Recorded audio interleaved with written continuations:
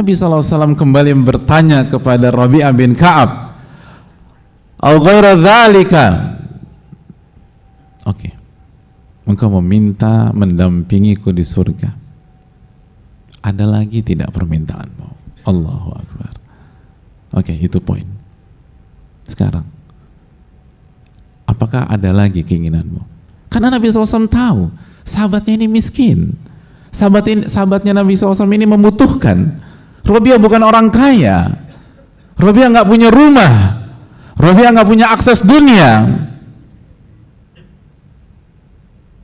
Maka beliau sallallahu alaihi wasallam kembali membuka kesempatan buat Rabi'ah untuk meminta hajat beliau ketika beliau hidup di dunia ini. Au ghairu dzalika? Apalagi yang Anda minta? Lagi-lagi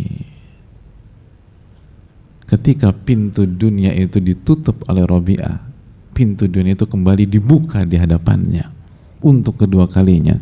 Mau minta apa lagi Rabi'ah? Apa jawab Rabi'ah, hadirin? Dan apa jawaban kita kalau kita di posisi Rabi'ah bin Ka'ab? Kita akan berpikir mungkin bahwa inilah saat yang tepat untuk meminta dunia. Kenapa? Karena ini jawaban untuk pertanyaan kedua. Maka inilah waktu yang tepat untuk minta dunia. Setelah kita minta akhirat,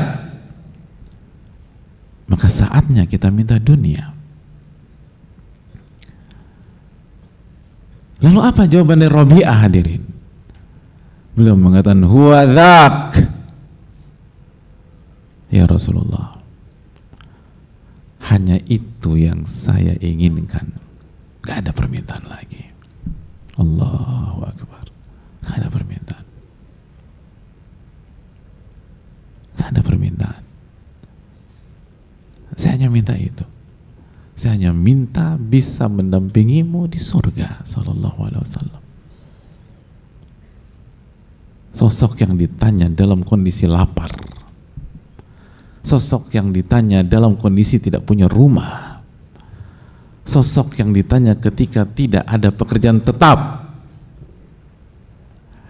Sosok yang ditanya ketika tidak ada dana pensiun.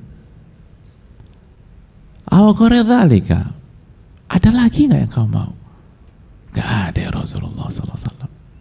Hanya itu yang saya mau. Allahu Akbar. Lalu Nabi SAW menutup dengan mengatakan, fa'inni ala nafsika bi kathrati sujud. Kalau demikian, maka tolong bantu aku memperjuangkan dirimu dengan memperbanyak sholat dan sujud. Kalau engkau memang ingin berdampingan dengan aku,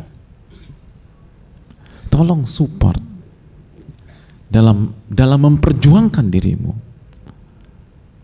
dengan memperbanyak sholat dan sujud kepada Allah Tabaraka wa Ta'ala. Nabi SAW mengatakan engkau mendapatkan, tapi Nabi SAW meminta beliau berjuang. Hadirin, kalau sosok seperti ini ketika dunia ada di hadapannya dan halal, bukan haram, hadirin, beliau punya kesempatan meraih dunia dengan cara yang halal, lalu beliau tidak ambil kesempatan tersebut, masih diminta Nabi SAW untuk berjuang, untuk salat, untuk berpuasa, untuk beribadah, untuk bertakarub kepada Allah Subhanahu wa Ta'ala. Lalu bagaimana dengan kita? Setelah kita mendengar cerita singkat di atas, masihkah kita tenggelam dalam angan-angan kosong kita? Tanpa ada upaya, tanpa ada usaha, kita ingin masuk surga. Tapi mana perjuangan kita untuk masuk surga?